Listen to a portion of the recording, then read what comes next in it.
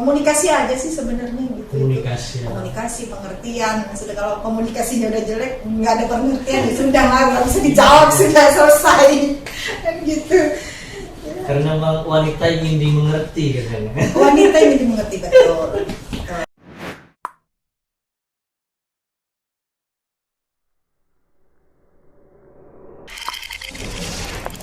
Assalamualaikum warahmatullahi wabarakatuh. Berjumpa kembali dalam program Lensa Bicara. Nah, kali ini kita akan berbincang dengan sosok yang menurut saya ini istimewa, tokoh perempuan. Beliau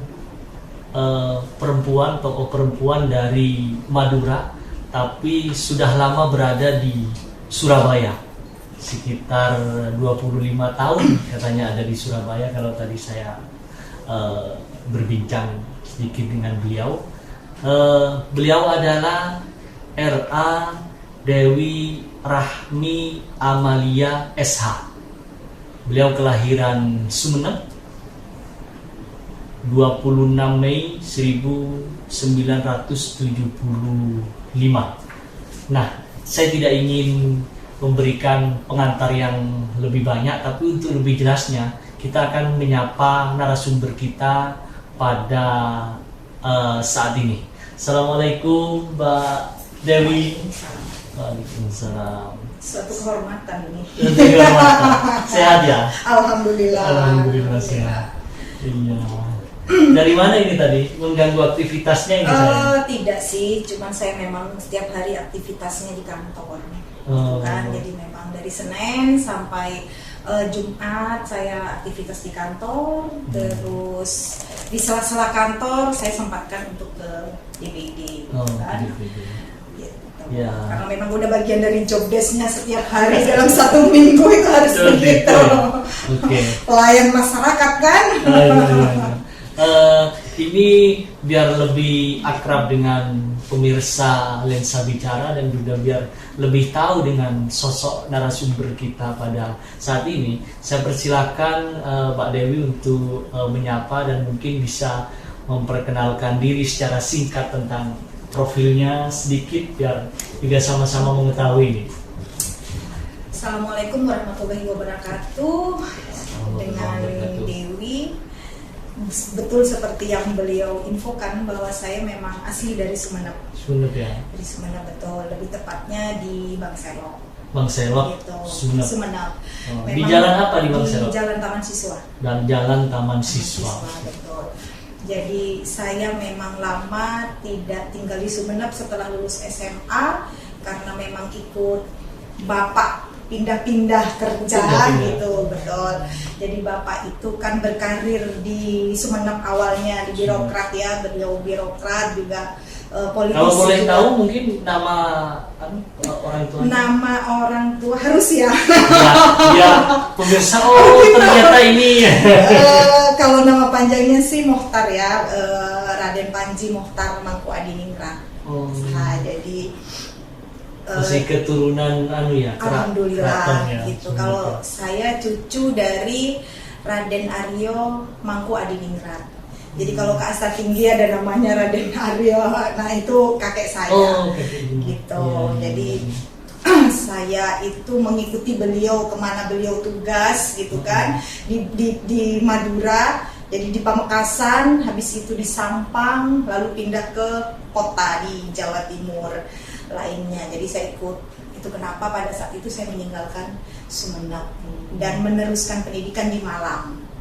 Berarti ya, nomaden kan? Ya, betul. Pindah-pindah. Betul.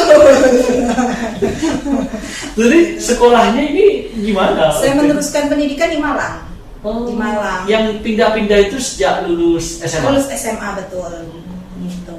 Kemudian adik juga tidak di Sumeneb, adik yang satu di Jember, satu juga di Malang. Gitu. Jadi memang tidak di Sumeneb. Kami menempuh pendidikan setelah dari SMA di Jawa. Tapi keluarga yang di Sumeneb masih ada ya? Masih, bapak dan ibu sekarang alhamdulillah tinggal di Sumeneb setelah pensiun, betul. Tapi masih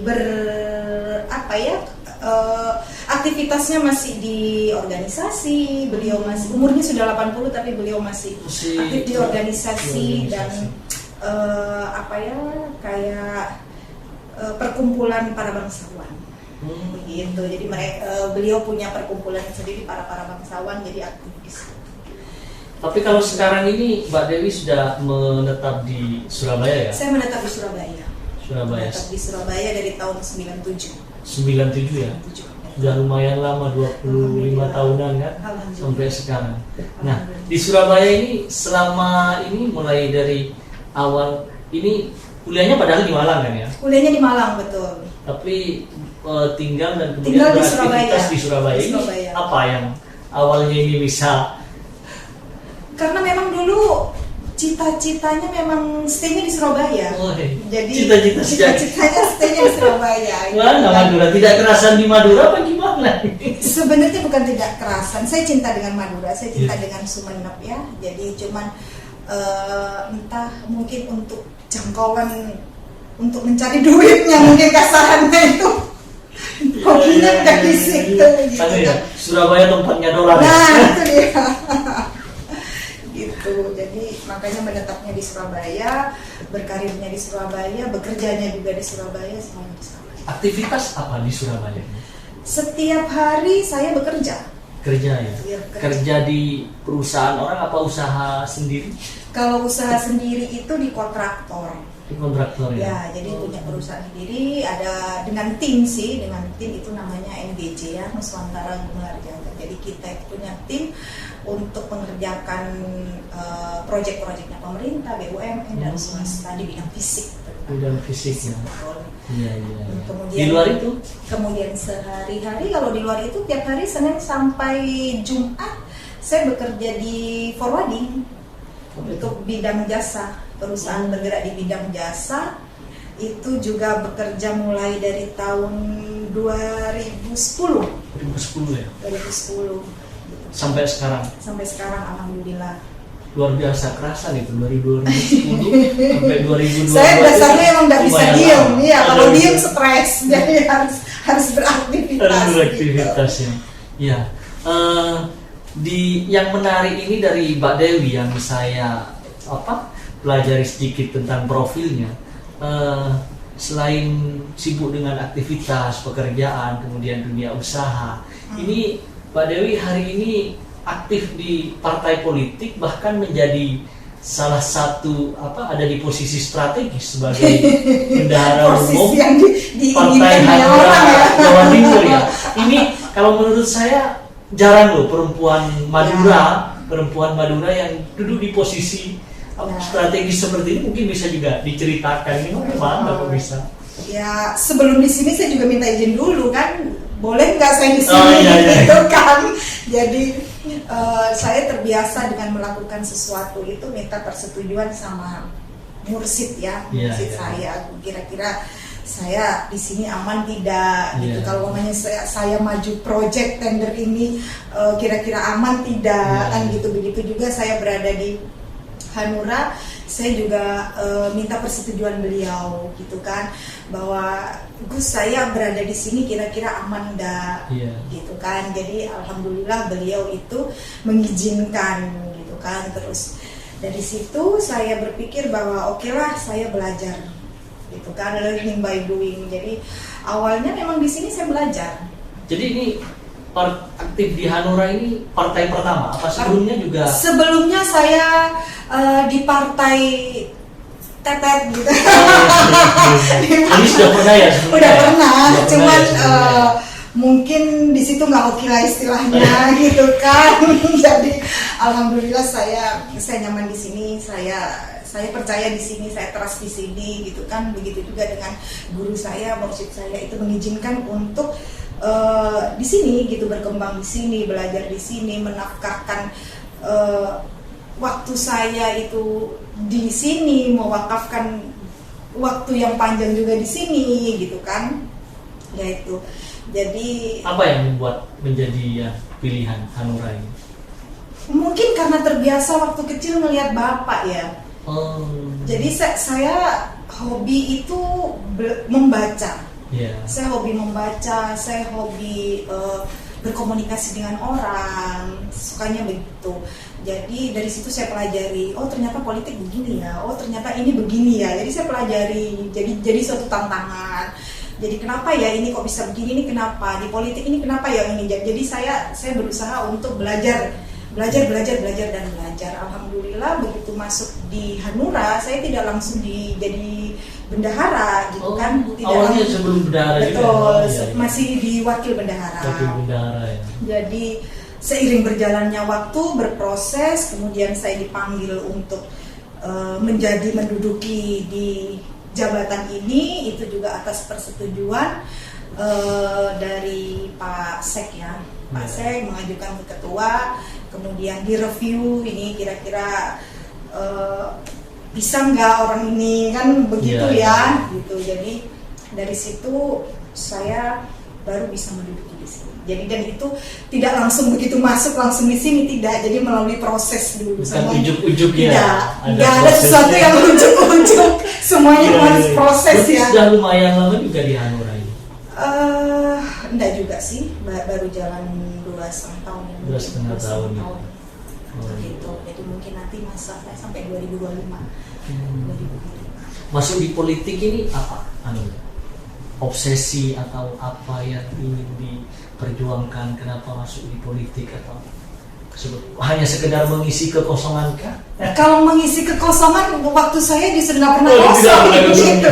Kalau waktu saya kosong, anak saya nggak pernah komplain gitu kan. Ini dari Senin sampai Minggu kita nggak pernah ada di rumah gitu kan. Kadang Sabtu Minggu itu kita ada giat politik juga gitu kan. Jadi targetnya sih 2024 ya kita bisa sesuai dengan apa yang kita harapkan gitu kan. Mau jadi caleg ini 2024? Insya Allah, mohon doanya. Dapil mana kalau boleh tahu? Saya ya? Madura Sedikit. Raya. Oh Madura, oh iya. Jadi untuk masyarakat Madura ini sudah harus mulai lihat-lihat ini Mbak Dewi ini calon wakilnya ini dari Madura. Insya Allah ya, mohon doanya aja. Apa yang membuat punya keinginan ke arah sana? Ke arah sana dan ngambilnya juga dapil Madura gitu. Iya. Satu, saya ingin kembali pulangnya juga ke Madura gitu kan. Jadi, Toron betul. Jadi bagaimana saya pengen orang-orang Madura, daerah-daerah Madura yang potensial itu benar-benar maju dan berkembang gitu. Jadi harus ada perbaikan lah dari sebelum-sebelumnya gitu kan. Memang di Madura mungkin kurang juga wanita yang loncat sana loncat sini gitu, aktivitasnya ini gitu ada mungkin tapi tidak banyak gitu. Jadi harapannya ya berkembangnya di Madura, berprestasinya juga untuk Madura gitu kan, memperjuangkan yang di Madura gitu kan, karena kan memang wilayah provinsi itu kan wilayahnya di Madura Raya ya. Gitu. Apa sih yang menurut Mbak Dewi tentang Madura yang barangkali perlu untuk diperjuangkan itu? Kalau saya lebih ke sosial ya, penekanan saya ya. gitu ya. Saya masih melihat bahwa kadang kalau di jalan itu masih banyak anak-anak sekolah itu yang miris sekali gitu kan ya. Jadi kayak daerah-daerah terpencil itu banyak yang tidak tersentuh gitu kan. Dari situ mungkin kalau pembangunan alhamdulillah mungkin kita Madura itu udah banyak yang maju kan ya. Jadi di Sumeneb contohnya pariwisatanya udah begitu bagus sekali gitu.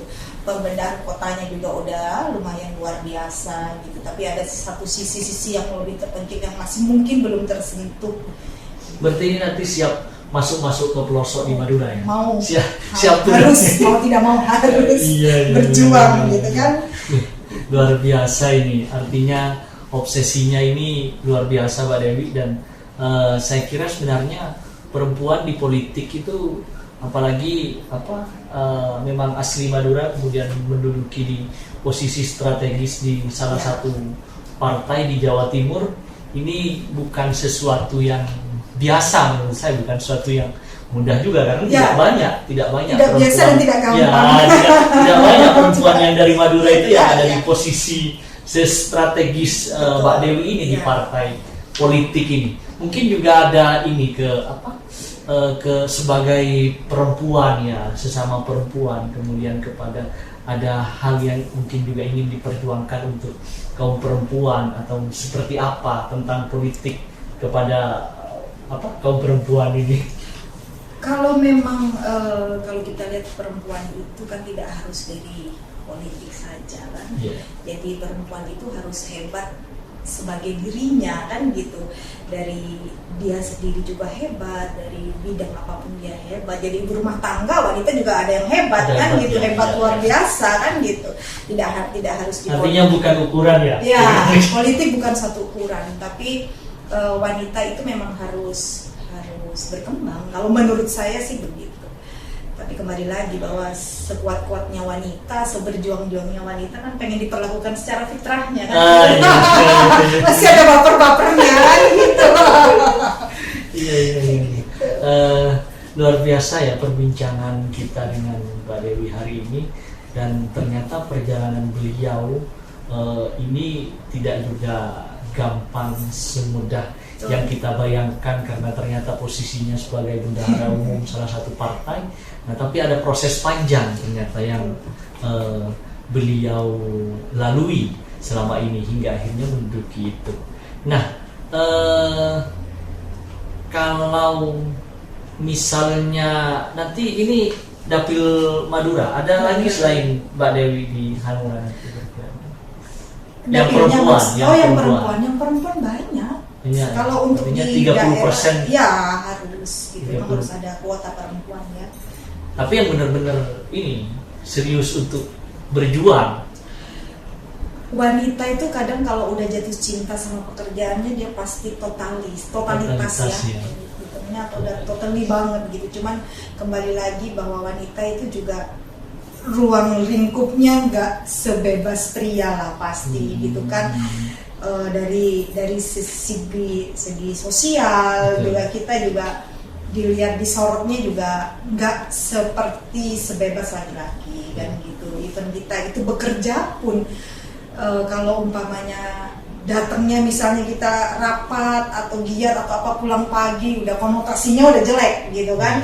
Tapi kalau laki kan datang pagi dia kerja, dia ini beda sama perempuan kan. Jadi masih ada kultur ya, yang betul. Ya, itu kadang yang jadi kendalanya kita itu kadang di situ gitu. Dan itu buat saya menjadikan suatu tantangan gitu kan ya. Bukan mundur. Bukan hambatan, justru tantangan gitu kan. Gitu. Tapi bagaimana selama ini ketika Mbak Dewi ini aktif di sebuah partai politik dengan kegiatannya yang begitu padat, luar biasa padat. Nah, kiprah yang dilakukan, kemudian peran ini seperti apa? Ada kesulitankah atau memang sudah merasa bisa melakukan dan menyesuaikan dengan ritme yang ada? Kalau kesulitannya pasti ada ya. Jadi ketika kita harus giat politik, jadi memang kita harus roadshow gitu.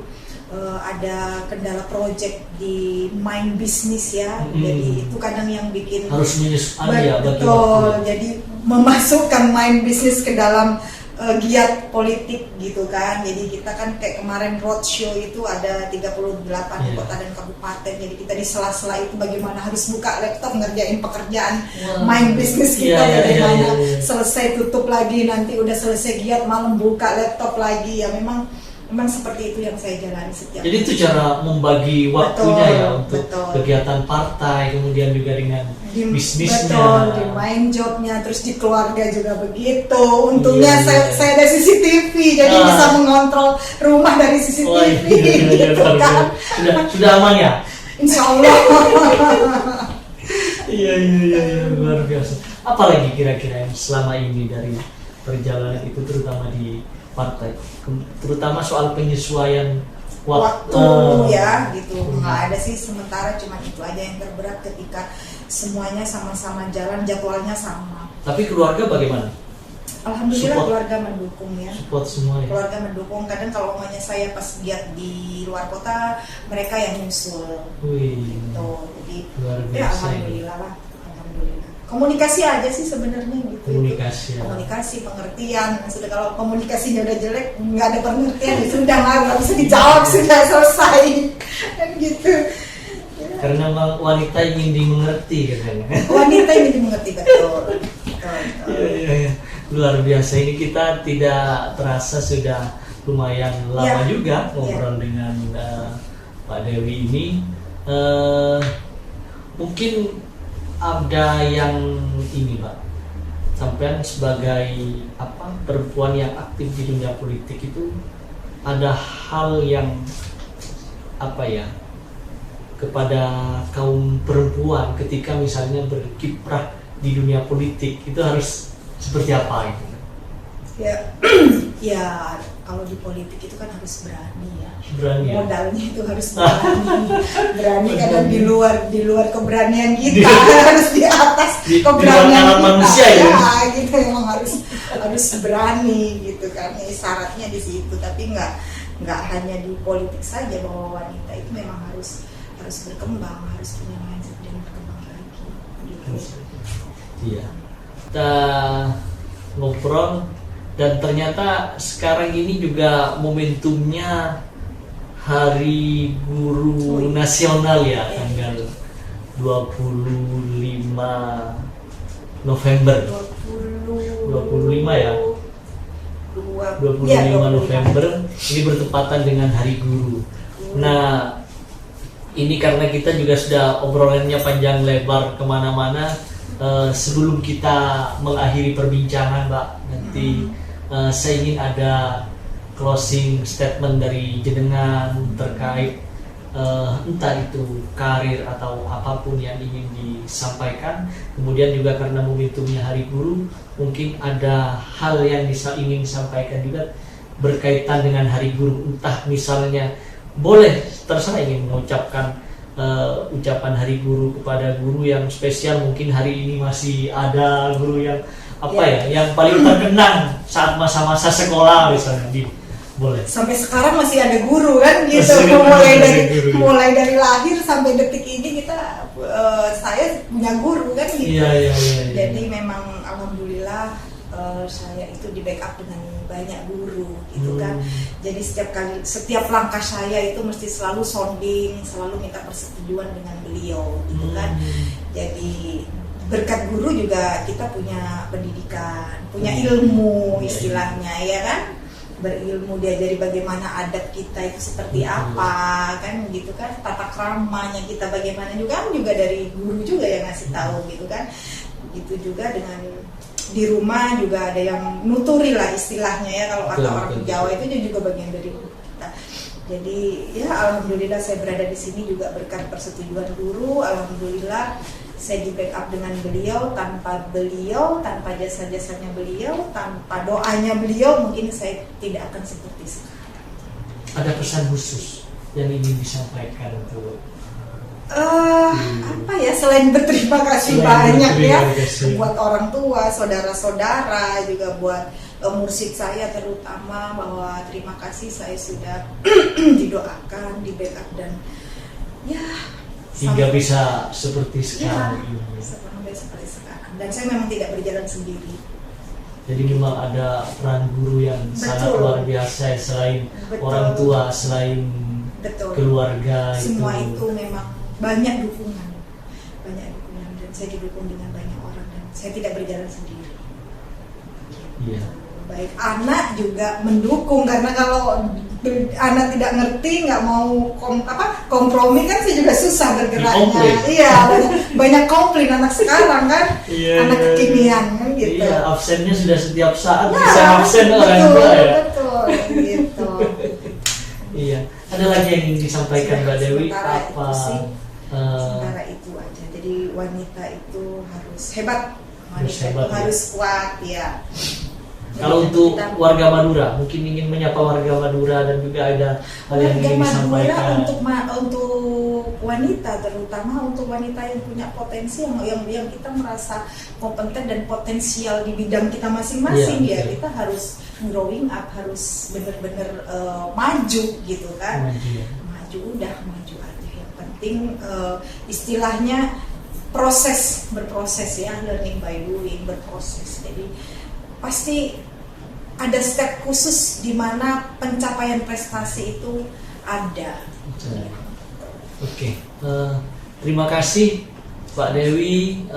Obrolan kita hari ini sebenarnya masih banyak yang ingin saya tanyakan, tapi mungkin kita bisa sambung di sesi-sesi berikutnya. Kalau saya tanyakan semuanya hari ini, saya tidak bisa ketemu lagi. Masih banyak.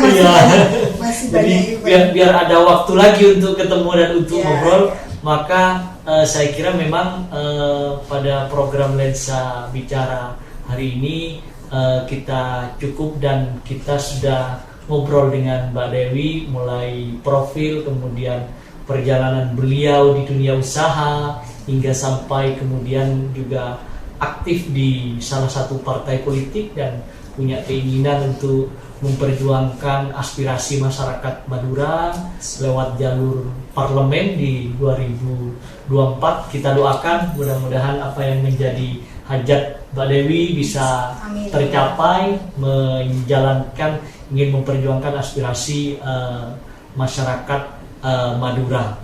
Beliau saat ini menjabat sebagai Bendahara Umum Partai Hanura Jawa Timur. Saya kira demikian, dan mohon maaf apabila ada kesalahan. Kita akan berjumpa kembali dalam podcast berikutnya dalam program Lensa Bicara dengan narasumber-narasumber yang berbeda dan juga dengan tema-tema yang lain yang insya Allah tidak akan kalah menariknya. Dan jangan lupa ikuti terus program Lensa Bicara. Akhirnya, wallahul muwaffiq ila aqwamit thoriq. Wassalamualaikum warahmatullahi wabarakatuh.